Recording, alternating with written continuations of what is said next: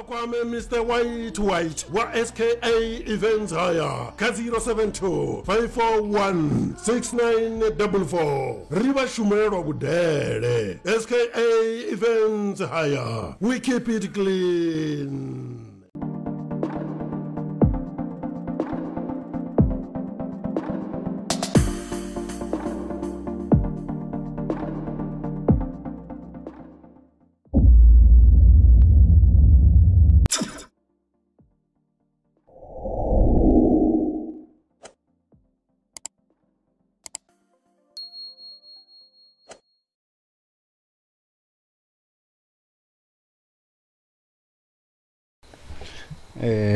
Vatiri kunitanganedza futi ka episode yacho ya The Black Couch namzeroda na muimbiriri makoni wa gospel vo Tsiko mal ngorimi enda nandishafu manero mina nendi right but notaka nishafu yeah ndizero rotakala bro asikanyi ndichiniona notaka ropira zvinda zvidivisa zvo ndizanotakala mratwanga okay samzira nibudza riri na Tsiko mal onola wemba gospel vatu vanji vamudivanga nyimbo dzinanga follow me naripena Goliada muchena fulufelo yeah so rina yini yapano na Tsiko mal ndi nyiza udhibudi Tsiko mal ndi dzinalanga zva udhibudi ndi Tsiko malindi so Tsiko mal zobva kha zvezvo zvachifani ndachitukula waichotukuliwa aro chasitora pesa wai mara vati vaimbi gospel tinana tingorapa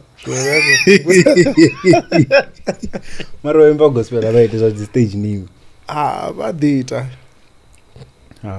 atidhina Dr. to moving dzinolala mura mntu dhokotela wakuma wasi mwana nachifani kaivo zvepese ofunze yeti taki ndo nazvo zvinopitaki ufitaki ndo ufitakala okay oluka and then Tsiko maliwana vevanauya varino maliwana munaleko malaza ndo maliwana nina mutu ndikodzisecha mratwa ndiri napano ndikosecha zvotoda zvakonde zvinongasitofiwa zvote ukubhara mini naunofiwa zvifio ndofiwa zvovimbiriri ndikodiri uri kubhara mini ngori petu ninanyonefaitodzirona vatu nichadzigigini ndi vatu so ukubhara mini ari yakaiteverawe nikoshava kana one ore ndizongwambiwa ari yakaiteverawo muzisa and then zva muzika zvazotomarina zva muzika zvotoma ndiche mufanazi ma po 2001 yange 2002 ndinogwenga 2001 nei ndandingana ananombo 8 years yange zvapfara chamwe mulwani mamunhu ndiri nyadza nedhiwa Rothman mfana wangu Rothman so zvotoma kerekeni ankle yanga ndimufundzi so achidhiri zvezvi zvavudhi ndo aluwa setup ine malume mianga makuru akaridzura kamudhi muti ombeza so uchikuiwa kerekeni rothe alo vatu rikwa kerekeni so rikochira rothe kerekeni radara chira rothe ayani so zvangombachidza uri zvine vaitana nendaita ombeza uya kerekeni rikuya kerekeni rothe so mianga vava vachidhiva vakaworship team zvobvaingei maziko so ndadzvitakale namuzvaro wanga murwane kane achidhiva kuimba mombe so ndazvitama kubva nepala so ndichizvitama ndatimuimberera kasunday school zvadhiya une ndatomoimba nadzigrupu tomoimba navatu vapambana navo kusvikira une ndarekoda naadzi album dzangu ende zvambori nadzi assembly ndivivena ndichitakusa dzinyimbo murahwa nge uchifirikombera rwimbo mara tovori handana asatoimbesa assembly ngori ndani mutu wathoni ngamanda ndachishona so andingawana uri kamwa ndingatoimba ruviri kana ruraru kanasa venikoshona uri fumini vatu vadontsisa lauti yotoimba Beyonce vantuna nana madzina bichikuru Beyonce zvaona nisoko namba nakwana kudzina so and then nichitoma zvaimba would you say no imba to praise God because nimba gospel obviously kana nozvita sorry hey uimba bezvina cherede so nani kunyaga dzicherede inaro imba rikotorinda mudzimu ngori anazori mutu waimba abhadhiriwa rasa zvidivi izvozvo zvoditoa davo ngamurauri eyo tinoita nichiwana popanyana okay zvavudi naye arakuditoimbera urinda mudzimu and then ningatenda navidzi wapethu vidanembe ngamahara zvino hey atiri kotoverena mudzimu vidzi ndingatenda tovorivo utovori zvipo zvinoti nevanori dziexpense dzori okay ndovidzwa vuwani ndidzira chiramba pesa andina kamsi ndikoshumisa means of transport ndikoti transport iyo ndingataenda mara provided uri nompa transport pesa okay and then veuna chipinga chenatobverera like out of nowhere ringa chipinga chacho ukinotinga chipinga chacho nga chipinga chavati vachikupfa gospel avachi vakupfuwa votakindove vana voropo vamanyaga and then out of nowhere atomodhavewe navo tiani eigenge vopuluso tenga out of nowhere nanotolangana ngandire nabvera ngayo so chikara ringasitoraro ngori hadiva vachikopusha narina rakodipusha ngamurahu tovori mutu achibverera utonga obverera ngacho chipinga mara mutu uva ana rwendo rurapfu ruya ruchimbira murahu mara kavasamudhivi utonga kobverera zvezvo habena vamwe vatu vane vakutomondiva zvino vajonga ndotomoimba zvino and ndina more than 20 years ndikuimba album inero tomatoma nevhisa rini mwa nga 2013 ndikaorema because ndinendazidiwa nealbum asi ya 2013 ya 2013 ila album ikaina nande munarishatiwa zviga kanaika cassette haano machipinga cha cd haano machipinga cha cd mara nanga chipinga cha cassette ndovya nda attempt out the record ndori zvomboditofaila so mara ndikozvumbudo novya the attempt to record mara zvambodifail and then gospel iri kuipfa zvino ri mutu kuimba gospel and iassociatwa nachristianity I would say zvino inorari niva nosavhiwa nosavhiwa ndosavhiwa ufusavhiwa nosavhiwa nosavhiwa ri ndotanganedza murena iso ngavo nerotanganedza murena notanganedza jesu ngavo imwa yavo ndichitozvumbura zvavudhivudhi chipinga chandototanganedza yesu kristu tindachidhi yakerekenivo ndibva ndichamuze ndichemwana mara ndisati tozvipfesesa mara ndikudhiya mara chipinga chanatotomotopfesa uri okay utendi utendi ndikunanga utenda mudzimu ndinga 2006 ndikare ndambodirovedziwa ndorovedziwa around vo september ndambodirovedziwa norovedziwa ndatenda uri hai omuna utenda murena yesu kristu samuchidzi chambori ubva checho niko chirakambira yamurena nda asechikaitikodaundiona inikosea okay and then obviously nichisavhwa uva naso zvine nikosavhwa kazvo namini ujisiwo naso zvine zvinanichiita zvine zvavisatendise uri ndingava mukreste kana uva mutu woimba gospel zvine napfura hey this is ungodly and ari ndandichikadzizviita zvino zvazvingasiyana ina zvine ndaita asatobesa nazvinji ngori ndachemutuku ngomboda ndachemutuku ngamadha lune ndasati tojenavo kazvitu zvinotodhivesa nazvitu namini ende zvino zvitu nimuzvidhiva mari nonosevhiwa so zvo anikodzijenisa kazvo andikodzijenisa vabuda so mudzimba avo okay rari kushuta so mudzimba mudhibverera vo varoteka ri arito ingwakutona ini kana initoyayani naninge ntatsina glory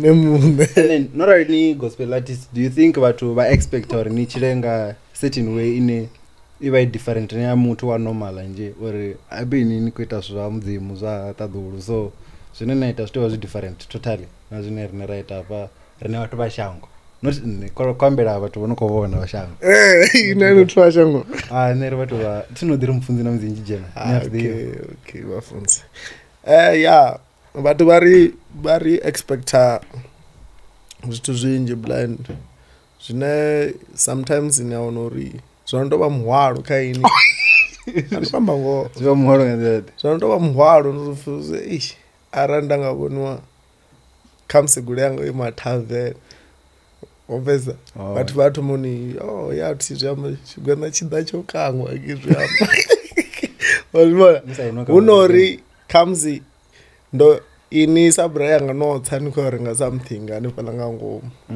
nendotodhiimirawo ndorindira ini omfeza so vatu ava expect uri okay omntu ringatsikomwana kamsi akuimba unasho yamakadzi ndanyagoridekai also naye because ore vatu vonitanganisani because no performer hange one woman show yaone sure so vatu vondireceivisani samtu wa gospel vatu vodhochakata ish ne ndosvika apo lapethu ndawana uri ngavala vatu ndi vatu vakereke tovori vatu vapethu arongo okay kanona twana madhiva vakerekeni yana inena janakaya madzina azvimiswa ausi madzina uri noona vati paina vajena navo kereke kani vodhitakarira navo saini no nori yorala efestival vatu vavo yodhitakarira zvisina uri kamsi vakuita zvimwe zvithu botoi una vatu vane vatoinjoya utovona music tiuna vatu vane votwana dzikula box namifesa nawana muthu angotwana kula box otoya utovona musika utotakarira music kana utofuna nyimbo dzamakadzi namusi achiakerekeni saini nyimbo dzamakadzi ndotorisa atikurinia uluga sure so avala vathui vamwe ndi vathu vakereke vamwe ndi vathu vane ya mahalwani normally ndi vutshilo havo votoya halwani everyday so hanepala kha mix yayo ndowana uri nṋe ndi tshi dzhena hafhaḽa ndi tshi imba havhaḽa vhathu receiver zwavhuḓi nga maanḓa ndatotama uri ho funa ndi tshi imba ndi khou tou imba kha crowd tshifhinga tshoṱhe ya amba usumbedza vha khou ḓivha na dzinyimbo zwavho nga maanḓa ngozwo zwine zwa takadza artist ndi pfha ungari nga maanḓa vha khou dzi ḓivha na dzinyimbo yeah and then do you ever wish uri ni nga joina if in spirit of praise na inivo now that ni khamba nga crowd uri ni khou performera vhathu vhana no ḓi vhona dzi crowd musi tshi khou itwa dzi live recording the spirit of praise uri dzi vha dziyani so fana na vho Taki na vho Rofiwa na ndi imwe muthu mvenḓa ni dzhena atikombula mungu mara na ini ni nga zwi tama u dzhena lanto muṅwe muthu wa mvenḓa no dzhena upfi Jembisa ndi mvenḓa ndi mvenḓa so ndi nga takalela u dzhena ngori havhaḽa fhethu to amba ngoho dzivha dzi khou vhuya nyo dzula kha sofa na ini afa ti vhango kemba vhango dzula sofa na ndo dzula sofa mala ri khou imisa zwanḓa ndi kamsi ni tshinwa na maḓi Kamera, look no dzula kha sofa there ndi no maḓi nyana so na ini ndo ko ri khou nwa maḓi nyana ni tshi ita nthu ri tshi kamba nga spirit of praise une la part ni vhathu vha khou toma compare uri spirit of praise na joyous okay joyous yo wait there at some point kadri zvinga chunga chavo joyous 9 ine ndinga ndoguma ifanga vo joyous 12 utopfa album yote zvino topfa nyimbo zinoko trend so nimfonga ndizvonela zvori dzikuita nthu joyous graph yayo ikowera pasi and then iko replace wanga spirit of praise shawa nozvipera mungana wanga utoyanga nne ungakubonele kwanga joyous ndi khulwane arigumira nepo just ndikwana spirit of praise ndikulanisa spirit of praise ndi spirit of praise mara just ndikwana anono vidziva naye nikodaka project nokotevera hayi atubana nono wena imbaka ntukawa chipauso ndoni yaya nofuna wakori hey ando ndodiwana ndikodiro performa kamusi una function worship house ndadibiziwa yeah and then nichitoma zva muzika ndinya wako inspire zvo oimba gospel because I always wonder why nisongoba mrepa kana mini marinara ane ndiko ro gospel so no inspire wanganya wa muimbi sa zwenda thomisa zwone ndori inspiration yanga ndo iwana ubva hayani so mara ndono thoma u tevhela zwa music zwiamba zwo inspiration yanga basically I ngo thoma ku inspire wanga muṅwe muthu zwo thoma hayani ngo dzhena kereke so ndono vha muthu ane ndiko tevhelela zwa music na zwo imba ndo ḓa nda thoma u takalela vhathu vho no tonga Lufuno Ḓagaḓa mishumo ya tshilidzi havha na Taki na Rofhiwa havha na Vho Mphorigalo havha na iṅwe authi yana nda vha tshi dzhena na kereke nyana itshi pfi Tiger dzina ḽa vhukuma ndo ḽi hangwa ari tshi pfi Tiger iḽa dziḽa authi ndi dzone authi dze dza dzi tshi nṱuṱuwedza nga maanḓa na wa muna pfi Pastor Chikalange vha mfunzi wa bisi ya Pretoria vha tshimbange Mulodi ndi vhathu vhane ndori ndi khou aluwa nda vha ndi tshi tamo nga vhone yeah zwine mfunga ni nga vhoni kana ne vhafhira unyitani ndo vhudzisa ati ni vhathu vhane vhona zwa zwino ndo no pusha nyana so vakomana ndi vakomana namusi na nga vha na zwinzhi zwo fhira vakomana mara vakomana ndi vakomana so ndi nga ḓi to amba uri level yanga vho a i tsha fana vhone ya kale and then if you were to go international ndi nyane ni nga tama collaborate naye in a song kana album sort of if ndi go ita international album zwi amba zwone khou amba nga artist ine I was South Africa out of the country I've always loved Marvin Sapp nervadiyo nervadi ndibone unoita nthu wono ita uri nifune nyimbo dzinonga dzine na dzimba mara ina dzidzisa nga Venda like the way ine naimba ngayo you say ni imba zwithu zvinonga zvavo kana ngo ḓi mufuna vho nga zwiṅwe zwithu ndi ḓi to mufunavho a thi to imbavho zwithu zwo no fana na zwawewo okay and then no performer hangi party ini yangi attack that's ko vhuya nga month ni ngari ndi yone crowd khulwanisa ine no performer khayo ya kereke ri songo vhalela yangi Hamakadzi kana no ḓi performer fhethu hulwane nga maanḓa ngani muthu wa serious ni nyitani mwana mnyaka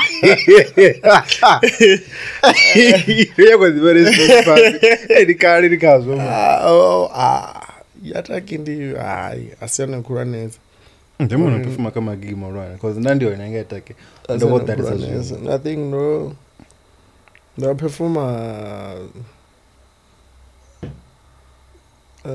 khulwanesa phala FM Royal Festival no performer ngezombo zlaso zodova ngoyena ivi nando phone vhathu funa Nedita, please call me if you go forward.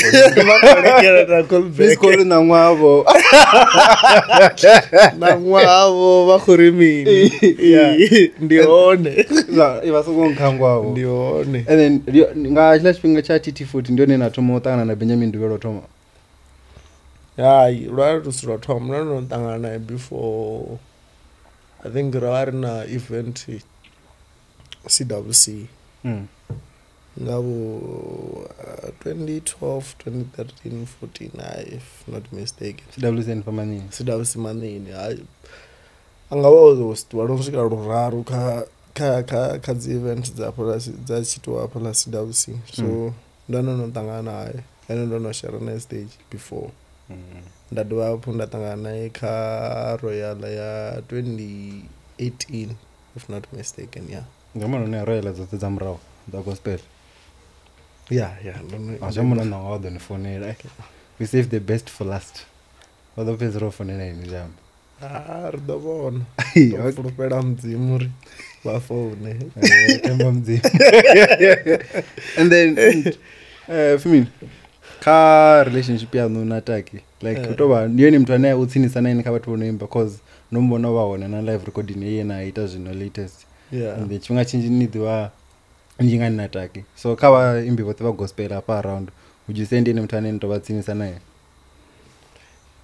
ndiye mtu mulwane woni guide mulwane ane ndavatsini naye ane ava ku tinsumbedzisa zvilana zvila uri afaritisa nami and then ritikamba ngene album ikobva yini ndona tivako neita ndikuitona dzimimi ngaini uri album yone idudaliro namumzana ko ika Facebook kozo kurodzimwe dzimimi edzo na imwe yamzuno imonoskora inosidza Taki la kake chiro kurufiti aitaki apendi yanga live recording so vatu muzaliwa ndo album ikobva yini la album ndingastart vaka stage chine ndingatoamba mara very soon where ika production aningazoita zvamizo musi zvofe album idobva yapedza 2 years ingasipedza 2 years zvezvino and then tichikamba ngene la live recording still how difficult is it to organize a gig yaso zvakombe zvesvo ngori it takes you time and money anori chifhinga nacho chelede andinayo so zvidziva dzikokuuya mazviva zvikotoda finance shapu navathu vachikotondikedza uri ri hold up zviyani pana courage uri okay andishumese uri nditakadze khamutsi dzifanedzanga utorara nami and then ichikamba ngori zvinjya manda namasheleni yamanda rikuipfa ndi party yano ini yatotambwa ngaini mara masheleni vona zvinhu zvangasponsora zvinhu zvanga nani nazvisponsora kaila live recording darende zvazvione mara ndavanori sponsora kana vathu vakonitusa nga zvithu zvine hazvisviki 10% yazvo zvinangotoda zviita so the 90% is on you and then hauna vatu vangani kanorengesa tikiti ngana for ila show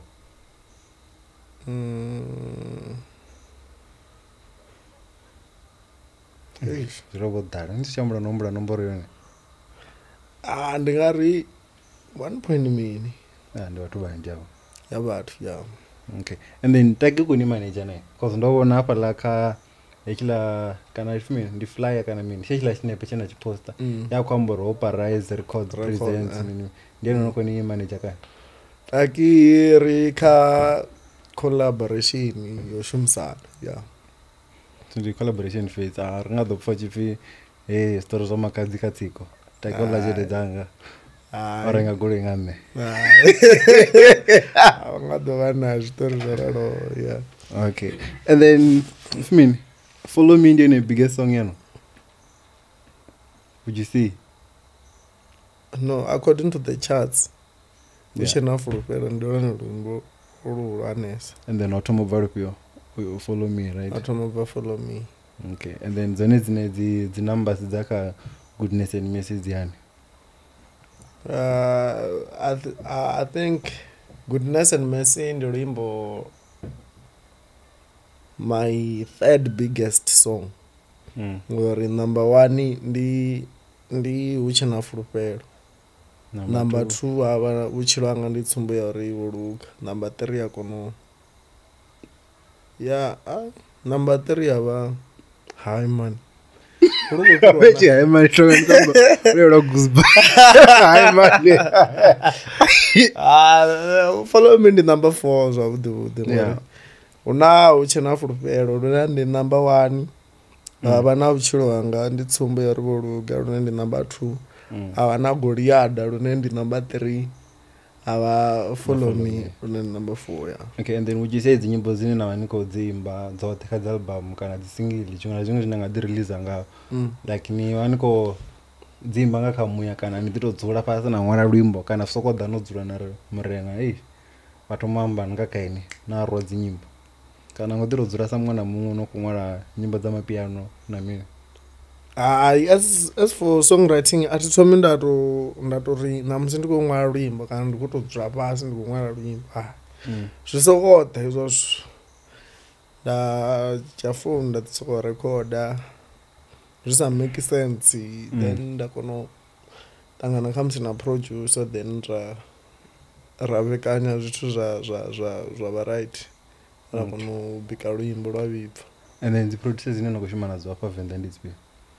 Ndoshumana naHulani ane ona if you host a production ndashumana VBT Vuthu Mudau then producer dzine ndashumana nadzo. And then ndachidziwa kuti rimbo ra follow me ti then ndandikoruridza apo nontatisvika veriko tamalopa nyora vekodoro rikoda Tsiko and then ndawana so lona music video ya rimbo and achinga mungu mtu mutokubade now that ndikonivona so naine ndo vanaswa kaila point when naita music video ya gospel ya ukuma inaitwa Miramboni na Mtavani nikotamiswa Mtava.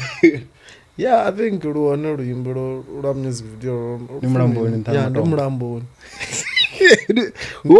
Uoga mini lost today. Ito was signature ya gospel. It's not a signature ya gospel. Don't worry.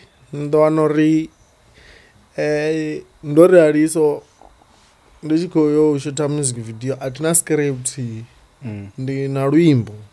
Yeah. At faces uri unazvo zvinopfe script uchiyo 4D wanami. Yeah.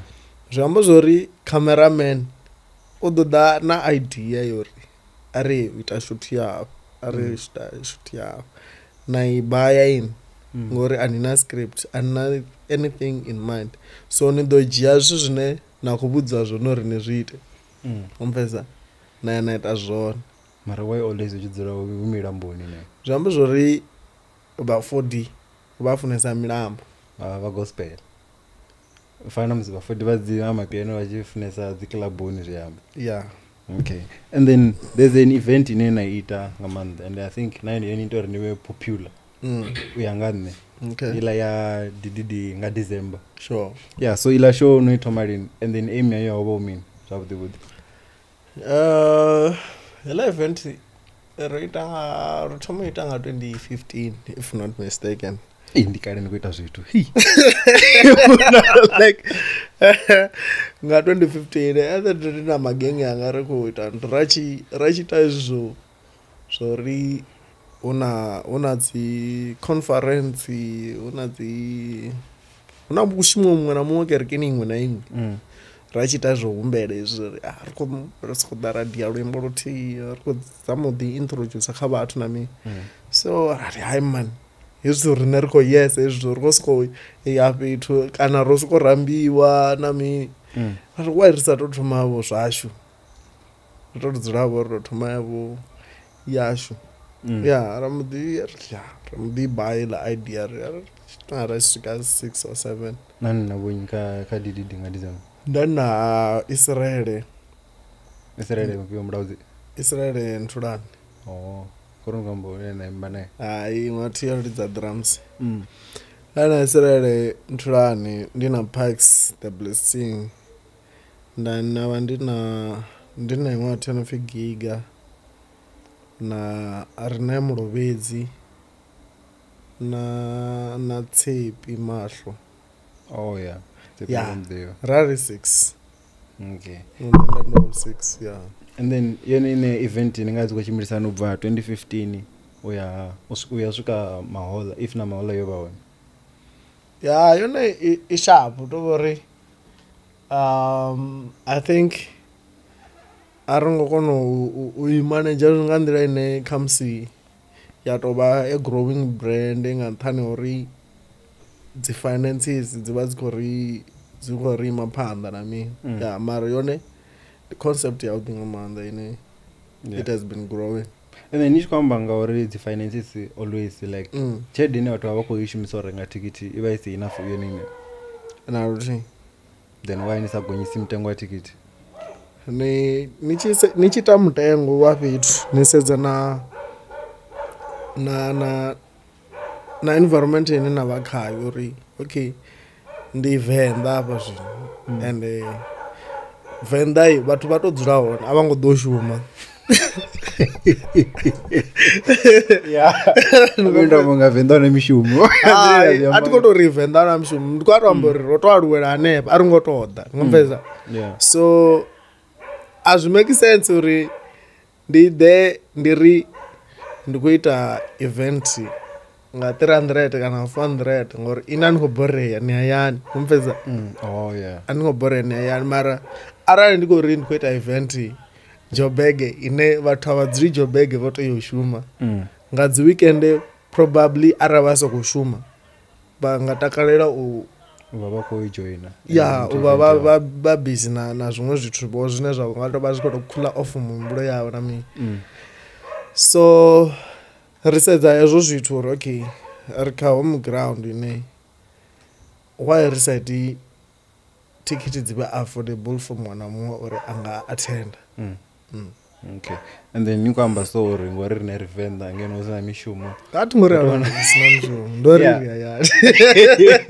Yeah, so Venda ri ayani. And then would you say music wanu or different even the kana the event also kana just the way in a structure cha music or gospel cha vanga pano Venda cha the wachi different uyanga in if maybe na ni side ni za say what your bag kana ani ngeno nafunga una mishumo.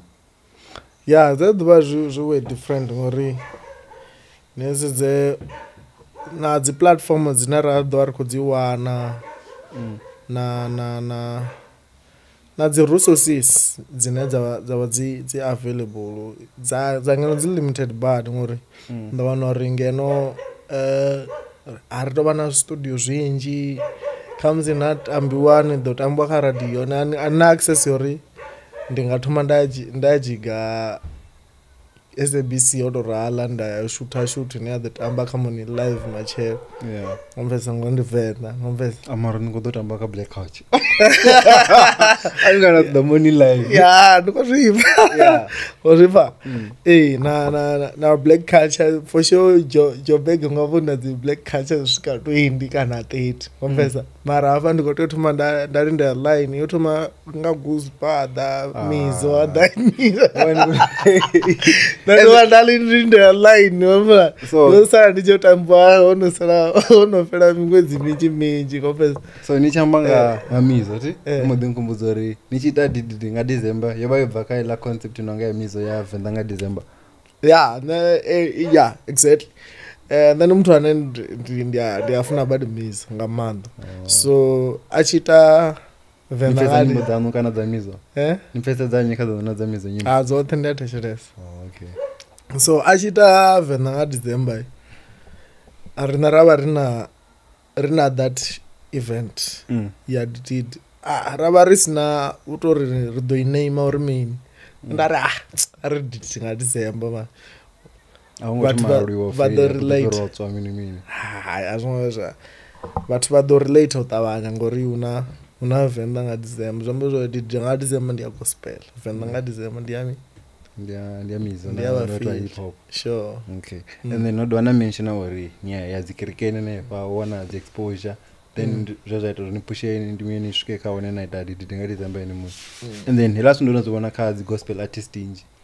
Tizo story yakaba gospel pedzina lazo yana performer kwetu sort of neongoona exposure. Love tunishika kirikeni abafunga bako use there. Nasko seni jana ka kirike CWC yoral. Na vana delivina right kamro siloto nyane to reda bathu na vana worship house and then na darema na gidima nazo so valato awanaone vamwe vahana na ini vari hai ini kutonga nyoto rishumisa ngora nje na fana iti zvino naonori for sure are zviti always ene udito ba una dzi special occasions dzine ra zviita khadzo vadiva va khodito tadavo zvithu zva different vona uri okay una conference una va eni ringa takadza va eni nga mini so va ku wina now the win and then when I feel gospel mostly it's a repetition of songs zito chinchwa tune na me it's like hallelujah hosanna inga the ina tune zinosuka 12 for kwamba so na ini ni atabla sojia nyimbo zine zi exist na ndito zimbanga tune yana nanga chitera changu chineni na for the attractor if mean ni chiano ya bathu anebo atongoto zidowela we zo je nyimbo za mbrao Nah, I don't want to do it. So rani pa hallelujah usana ningasi te tune yanu na idea remix. Hey. Asrang. Okay. And then ka vin una channel ya music ya one gospel. None na try uisa music wanungi cause no ambore na music video na ono la mlamboni abana oyiwa thabani apa ningosumeza to ba mashangori unasekele thando ya yeah so ila music video no zamo isa kwa one gospel yeah that's submitted land zot and then za tamba kana na bone vaita zokondisa na mimi ara watu za tambali nayi possible send email or would receive masambore za approve wanori the gospel za ukuma kana mimi. Okay, so do you think nangani ngeka watu wa gospel not wane wako gatekeeper au yondo wa Venda we auna mishumo ngini somo mpanga yeah shubetro watezo chamburi ndikori watu wa gospel comes rothere ba Christ yako chira na rufuna na mimi so auno fi ngo blocker na rothe nyimbo kasokoya ai so none na zamu phone na re why basongopanga music kwanga cause I feel like ndio ita follow up or why basongeta or nichita music video wa next ni niwe no kwinisa kama sikasuzini wako kufonga abangopanga ngazo cause abori ndo receive message na WhatsApp azambori ndiko utakalera kana ndi reply ndo na resolution yori is better on my next projects ndiwe na PR bindi mini PR nezwa adzinyambo za muzika dzamba by public relations womutu uyo tantu unesubmitera mushumo wanu vanotadira zvisloto kadzi channel and everything and then utoshuma zvezvo vabhadharirwa zvoni zvambori ina PR there's no way uri zvanhu zvasitambiwe wainisashumisi takani tusana ngori muzika audzira ngende utsini na ini but takuna PR mara initi nikadhirana kaine la collaboration ina bana ushakanya ni adhira hii mkomana na kombo ni mpangise nya watu tamba limbo ranga ruti na ndi na limbo rom mlambo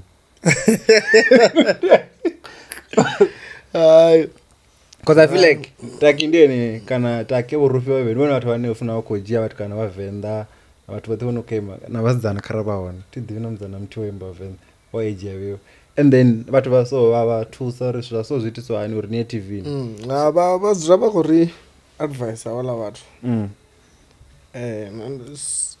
ba nechi dibabu zisai badi bani tusa dobari zinobudzisa dobari tizino unazwa zvori nechikopusha so sign so ni kuita podcast so na nasikopa story amejingo orala ndingazimbudze chitu angazimubudze ngori nane ndina podcast yanga ngompesa la zwa pride nyana sort of ngompesa bafesora ndingazimbudze chitu ma nane ndikopusha nane ndina fan nane ndina zibuki ngompesa so ndiyabudzisa anuko tendo fera ngozvini ndiyabudzisa uri apa represa okay and then nifonga kosokofoka mbofidzi fill up in mini za sabe baimbiwa bashindiri washangweni dolwana vatu mara sabe vatu vandange vakuita dzi fill up mini vakufila vi stadium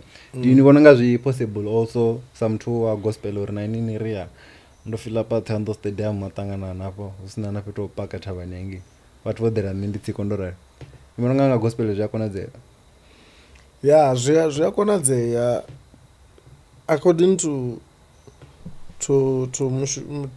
effort ine vaipanga ava lavatu kadzi brand dzavo they go an extra mile so arali nane ndanga extra mile towards my brand ndingakona uita zvine vamwe vaita okay and then unoyana wana award ya muzika kana any nomination before ndowana nomination ya Chima ndawana nomination ya Chima yeri ya 2018 kana 17 ndawana nomination ya Gauteng gospel what yeah. Why no nominate for the Gauteng ni wa Limpopo? Tis no music abakweta zori ndi vatu va Gauteng pedzi. Okay. And then nga COVID zvazvo chimbirisana because funga veva music anoimba vamwe vakuimba ka soweto TV rari kuvavona. And then ini zviranzoitisana because also nori Dididi nga December noitoma way before that, so jambori COVID-19 ini affect so mashini akubva gaya oshara petrol nichoranga zva essential yoranga zva essential yemuna dzasi kobuya mama yeah wana po backup nga mdini na mini uri ya bakudizama zamuri wena brought na mini richida mara tombango that's cool.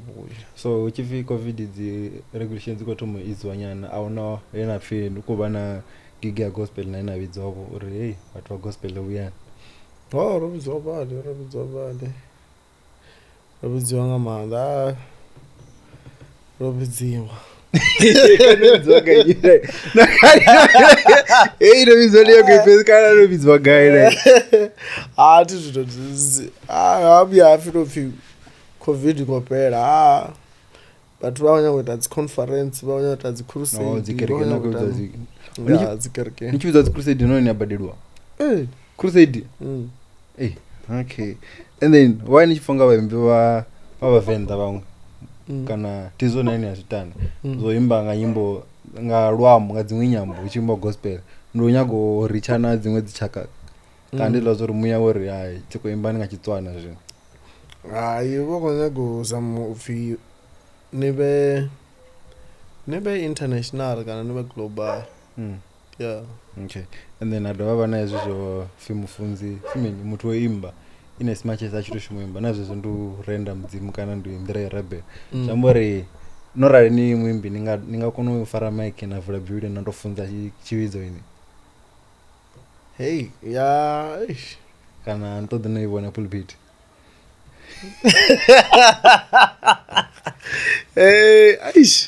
azvinofunza vuwa azvi zvine ndatozvifunawo ndiofa kana ndori andifunga ndingasikonofunza it all ani mntu ane ndiamba slow so ndingatauya nakumedza ma ndikuhamba ndiakhola kuti ndikadivona apo kara ndikufunga ukuhamba slow uyu muti so yeah so mara vadiva wone vafunzi vane vafunza slow and then vatraditecheresa anenge kereke na jina wone also afunzi ngotoja vatitorwa zvavudi mativi ndaivona ngokumedza nadanality tizvinonowadhowera wadhowera. Okay, and then do you consider yourself an upcoming artist kana you feel like you've arrived? Hey, I haven't arrived, but I'm not an upcoming. No, nitobadi umwepetu ene. Ndimkhati, ndimkhati. Ndikarwendo, ngompeza, ndikarwendo. Okay, ngadibali no basa to swika. Atatu swika mara ndikarwendo. And then besides music, ndizvi pio zvimwe zvinoita. Besides music, Sinetsi kwa kuita nganda atofia za muzika azvime. Tsiko kudosara chilanga mimi. Ndiavwa ndichibva mungana wanga ndishia kaya family unofuna ndo atennis. Nilo raini. Kana okay ni ateni. Atati ni atloya. Ni receptionist nge. Ndizo kwa messenger ne. Messenger nditumwa ya zviwela ka zvesvo ngachivenda ya mara ini zvavududi manguita mini nge ntoni funa nani norifuna nani funa nani ndo atennis ndiba ndikushuma zvezvenda zvihamba zvova messenger msi uchikotoiswa dzifera gai uchikotoitwa zvipiyo nazvipiyo navanokudishuma zvesvo ya. Okay. And then I'm so fortunate or besides ubadera chede ya ticket ndarikaona Tsiko unonibona nikuimba badi kerekeni yaninge TWC so ngeka uchiptimu niwanukuimba ngafuna kana ni abadera nawe ori ai watikana wako otakusakereke ningobadira venge na nerijoine uchiptimu ramba wangu panda mzimu bwana wani kono vari panda mzimu apo mwana kuzvipa ka atizvino vatu vachikoni bona ni ni panda vhathu vha Singapore chigona chikopofa chikopofa i ḓo vhona tsho ambarisa zwa zwi chikopofa ndo ikodere azambara zambara zambara matha uchipitima nga kohola ukira ba sound wange murawo hayi ri khou tou shumela mudzimu ṅwana mianga. Okay. And then zwina vhungo vhunga fanela zwori vhathu vha uchipitima vha nikeli because uchimwa tsho nikela vheni vhane kho gonya ngentha tshifhinga tshinzhi a thi kwamba kha kereke yashu ndiko tamba ndi zwithu zwine vhathu vha amba uri uchiko nikeliwa vhathu vha go fa uchipitima vha khou imba nge vha khou ni ṱuṱuwedza ni nikela vhone zwanḓa zwo fara mic no kuma ni nikele nda nikela mungana wanga tamba ngo utobori utobori bewe chimwe tshifhinga rine ri ro nikela nga tshifhinga tshashu ngauri ni wana uri vhone ḓa kereke nga sonda rine ri khou ḓa rezala ni nikela ni rezala ra ḓa pfa thoma ni thetshelesa waza umpa tshifhinga khala nikela ri khou ḓo umba waza umpa ri khou ḓa dzi rezala nga pitrolo dza vhorine kana nga tshelede dza vhorine ndi vha zwanga sandika tshelede dza vhorine na mini na zwithu zwa vhorine nga mvesa tshelede kha munikelo wanu wa 10 rand wa sondayi u swika u vhuyela na ni return si mara dzi fara muthu ane a khou bva tshi khou attenda service nga Sunday a swika nikela 10 rand imagine arali ndo ḓa nga lavhuraru ndi khou bva tshilamba khou ḓa practice manini na swika na dwana ḓa na nikela futhi nga Sunday na dwana ḓa na nikela futhi uri message yo offer na ini movie uri ai tshilamba ri khou pfa ndi kule mara randi tend ndi pushe ndi yanikela zwini nayo.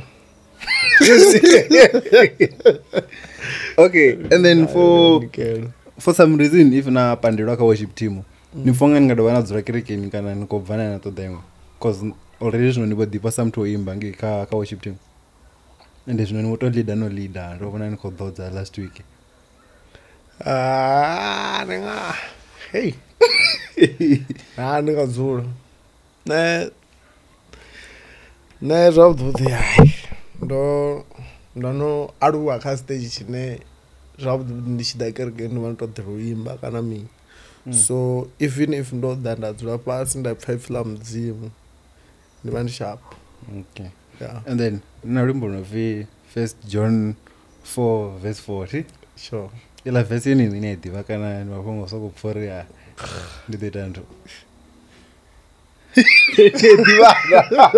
Yo, verse ni ḓivha vhathu ndi khou imba zwithu zwine a thi zwi ḓivhi na iri mini yone yavho iri mini even if you go to paraphrase it's fine ndo ḓivha zwo ni a ḓo zwi vha khomba nga mini iri but his children has overcame them mbeza ya vana brackets ya world ni dolo zwi na brackets the happy world because greater is he that is in you than the one who is in the world.